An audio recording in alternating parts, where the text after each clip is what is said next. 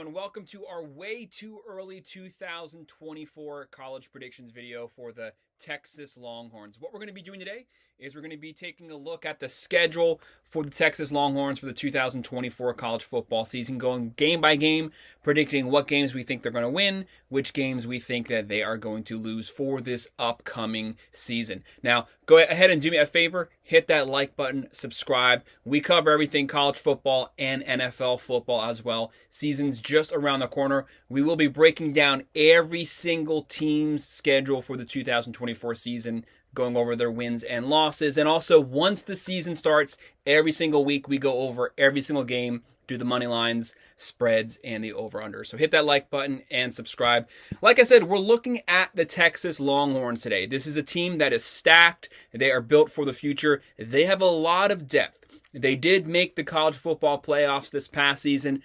They did lose some key playmakers. They lost Brooks. They lost Worthy, they lost Mitchell, some big guys. They lost guys on the D end. They lost guys at the tight end position. A lot of playmakers gone. But Texas is a top 10 roster in all of college football. So they have the next guy up. They have the depth to be able to absorb those losses. And Quinn Ewers did come back at the quarterback position. So he is running it back. If he does get injured, they still have Lanning there as the backup. So they have a lot of depth. With Brooks being gone at the running back position, someone else is going to have to step up. So he did get hurt this past season, but they were really deep at running back. The next guy up that they have coming, they still have Baxter, they still have Blue, they have Clark. With Worthy and Mitchell gone at wide receivers, potentially both first-round picks, you still have Cook, Bond, Moore, Bolden, lots of playmakers there, and Sarkisian has recruited this team top 10 every single year since he's been there. So they're ready to play. They, with Oklahoma, are now joining the SEC this year. So their regular season schedule is going to be a little more difficult than usual, but this team is built to be able to run it. And even if they do trip up, 12 teams get in the playoffs this year. So if you potentially go 10-2, you could still potentially make the 2024 college football playoff. But let's get things started, kicking things off and looking at our Longhorns schedule. So they kick off the regular season Saturday, August 31st. We have the Colorado State Rams. This game is going to be in Austin, Texas. This game's obviously going to be a blowout. It's not going to be close in any way whatsoever. But with those new players coming in at running back and wide receiver, this is kind of a warm-up game for the Longhorns to get their first-string roster some real game reps. So as they get into SEC play, you want a couple cupcake games to kind of get things started, get the team warmed up. That's what this game is. Quinn Ewers wants to show out this year. This is his last season. He has to play a little better than he did second half of last season. Texas, though, they're going to win this game. This game shouldn't be close. I'm going to think it's going to be about a 40-17 type win. Don't forget, Texas Longhorns last season had a top 25 offense, had a top 20 defense. So their defense is also going to be out for blood coming into this year, but they are replacing some guys on the D-line. So Texas starts things out 1-0, and then things get rough right off the bat. So the very next week, Saturday, September 7th, at Michigan Wolverines. This is a potential top 10 matchup. Both teams top 10. Props, though, for Texas. So Texas has a way more difficult schedule going from the Big Ten into the SEC, but they still have a top 10 out-of-conference matchup second week of the season. So they're not sparing anything this season. They're going to be running through the gauntlet. We have the Michigan Wolverines, who are the defending national championships, but obviously they lost Harbaugh. They lost J.J. McCarthy. They only have 3 guys coming back on their offense as a whole. So it's a complete rebuild. Sherrod Moore is now the head coach there. They're still going to have a good year, but they need to retool because a lot of their guys were 3- and 4-year starters. So they basically have the next guy stepping up now, but they don't have any reps under their belt. This is going to be a really physical game. This is a potential slip-up game for Texas. Texas will probably be the favorite here. Michigan's defense still has a lot of starters coming back. I think they have 8 starters coming back. So they're going to keep this game close because Michigan's defense is solid. They're still going to be a top 15 defense in all of football. They were number 3 last year. There's not going to be much of a step off, but will their offense miss the weapons from last season? I have Texas winning this game on the road. Really close, 1 possession less game. I'm thinking Texas probably wins like a 28-24. Very close game, but there's a slight possibility that Michigan could steal this game. So Texas better not take this lightly. Texas is now 2-0. Next game they move on to Saturday, September 14th, UTSA Roadrunners. UTSA is not a bad team, but Texas is just coming off of a really physical game. They're probably going to be beat up. They're going to be tired. They're going to be wore out. If they lose to Michigan, they're going to have to rebound and find their confidence. If they win, they need to not get lackadaisical coming off of that physical win because they're going to be beat up. And this is about the point of the season when injuries start coming in after these physical games. Texas is going to run it up on UTSA, but after that physical game, they're probably going to pull their starters pretty early second half. They don't want to take the chance of anyone getting hurt prior to starting SEC conference play. Look for the Longhorns to win this game, move to 3-0. They should win it pretty convincing. I'm going to say that the Longhorns win by, let's say they win about 40-18. And they're 3-0 moving into our next week. Who we have coming up next? The ULM Warhawks. This game is also in Austin, Texas. This game is also not going to be close at all. Just another warm-up game. They had that tough out-of-conference game versus Michigan. They have a couple cupcake games that are out of conference going into SEC play. They're going to win this game. It's not going to be close. This is probably going to be a massive blowout. I'm going to say it's going to be 50-13. Texas wins. They move to 4-0. After that, we're now starting conference play, Mississippi State Bulldogs. This isn't Mike Leach, Mississippi State's team. This is a team that fired Zach Arnett as a first-year head coach last season. They are bringing in Jeff Lebby as the head coach. The saving grace for the Longhorns is they know Jeff Lebby's offense because obviously he was the offensive coordinator at Oklahoma. So they've played his scheme before. They're going to be familiar with it. Massive talent gap between these two teams. Mississippi State, complete roster overhaul, complete roster flip. This is not going to be the same team they were last year. They don't have depth. They don't have the talent yet in any way to be able to match Texas. And Texas is going to be a very physical team this year, running the ball and on their D-line. Look for Texas to me, they're going to put a beat down on Mississippi State. I think they're going to win probably like a 44-20 game, and they'll now move to 5-0, undefeated. They started out the year top 10. At this point, they could possibly be top 5. Then Saturday, October 5th, they have a bye week, so they have some time to rest, recuperate, and then they get right back at it. Saturday, October 12th, there it is. Oklahoma Sooners, who are probably also going to be ranked at this point. Texas wants some revenge here. Why? Because they lost to Oklahoma last season. Really close game. Quinn Ewers wants to make up for that loss. Sarkisian wants to beat Oklahoma. He can't take anything for granted. The SEC's tough. But Oklahoma really wants to win this game. Not just because it's a rivalry. New conference, tough schedule. You need to win every single week. Both teams are rebuilding towards the future. Texas, this game's probably going to be a pretty close spread coming into this week. It is a rivalry game. But I have Texas coming back and getting the win here. They have a very experienced quarterback, Quinn Ewers. If something happens to him, they have Manning. They are replacing some of the big-time positions. Oklahoma's not. Oklahoma, they do have a first-year starter, Jackson Arnold. Dylan Gabriel did transfer to Oregon. But this game could go either way. With these rivalry games, you never want to take it for granted. Oklahoma could definitely win it. But I think Texas, this game is the opposite of last year. Texas gets it in the fourth quarter, goes down the field, scores. They always have a really good kicking game. They always play good special teams. I have Texas winning this one in a close one, probably a 33-28 win, but still a solid performance from the Sooners. Do not underestimate the Sooners. Brent Venables, he can recruit, and he works the transfer portal really well. But Texas moves to 6-0. They're on top of the world right now.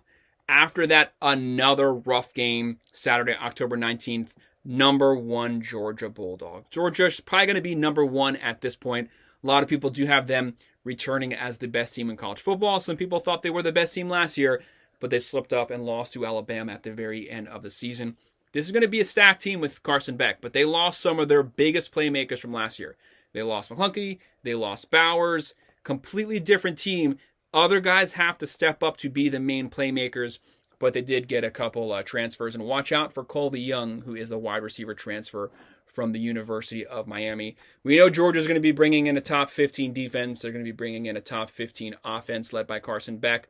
But Texas, there's not much of a talent gap here. These teams are very close. Georgia's probably the more talented team position to position, but there's not enough of a gap for it to make that much of a difference. Texas is not afraid of Georgia.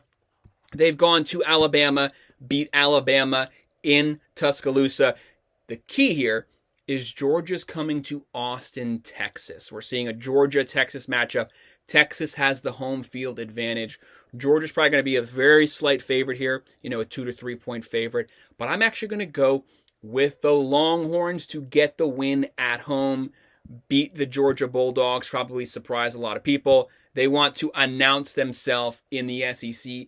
I have Texas moving to 7-0 here, beating Georgia. But if Georgia wins this game, would I be surprised? Not at all. But it is possible that these teams could rematch again in the SEC championship. It's really hard to beat a good team 2 times in one season.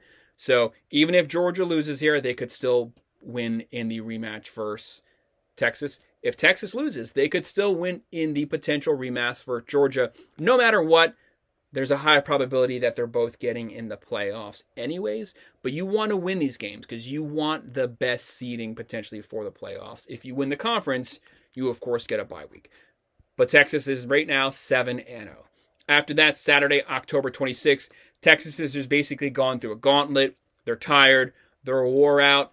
They deserve a cupcake game. That's what they have now. They have Vanderbilt Commodores. They're at Vanderbilt. Really doesn't matter. Let's be honest. They're going to beat the crap out of the Commodores.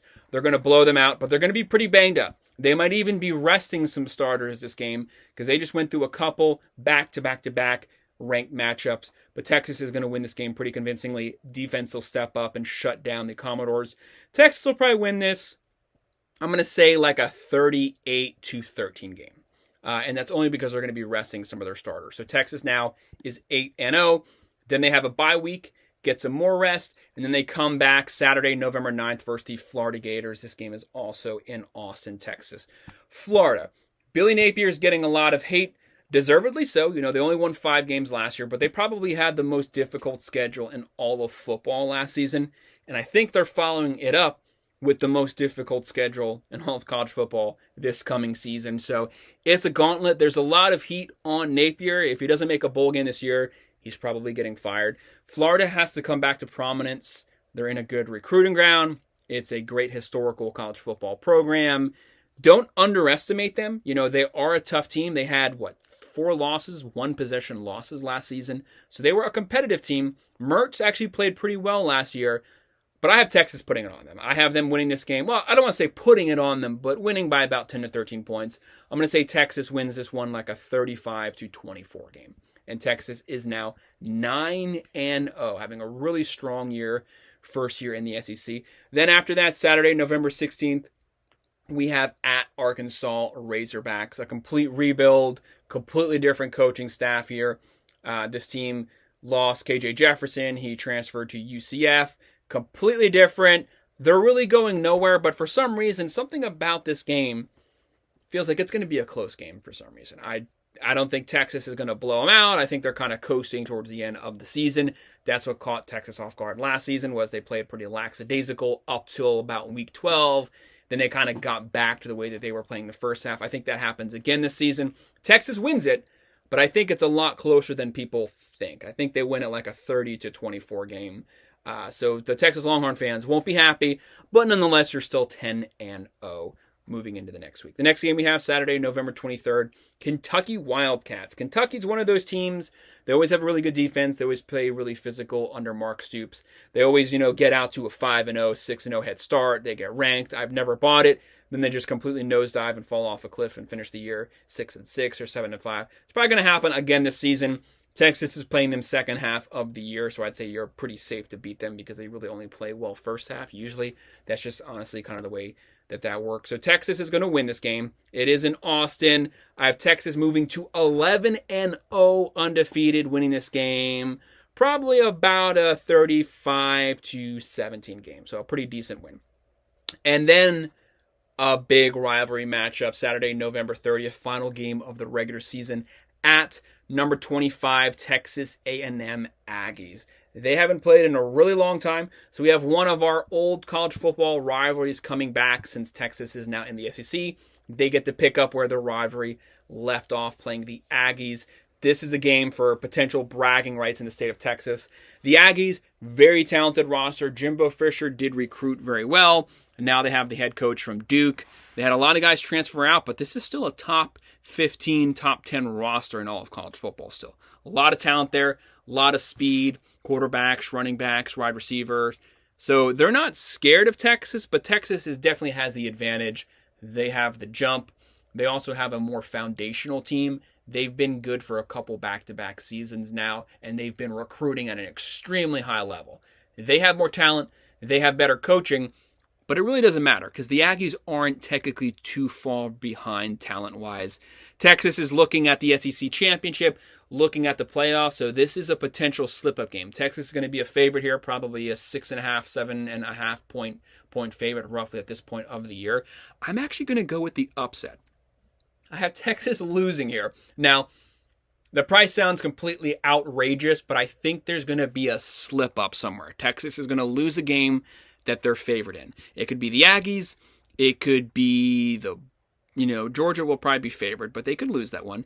Or it could be the Michigan game. One of those games, Texas is going to lose it. I'm going with the Aggies, just they haven't played them in a while. Aggies aren't having a great year. They're probably, going to finish the year 7-5, 8-4, maybe like 9-3 at best. So Aggies are playing for blood. They want to finish the season on a high note. Texas, they're in the playoffs. They're probably going to the SEC championship anyways. They might not care as much. They can technically afford a loss. I hate to say that, but I'm going to go with them losing this game. But it's going to be close, like a 30-27, or potentially the game could be a shootout. Let's say like a 37-34. Texas loses this game.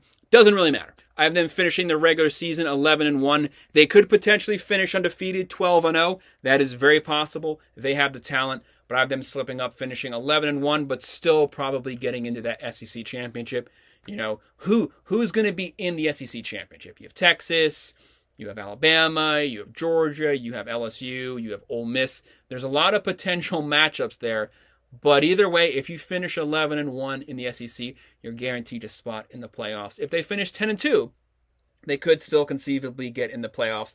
But like I said, if you win the conference, you get the bye week. That's what Texas wants. They want to get into the SEC championship, first year in the SEC, and show that they've been as good this whole time. They just weren't given the chance. Look for Texas to have a strong year this season. That's my breakdown of the way too early 2024 Texas Longhorn schedule. Like I said, please hit that like button and subscribe. If you have any comments, drop them below, and I'll make sure to respond. Thanks.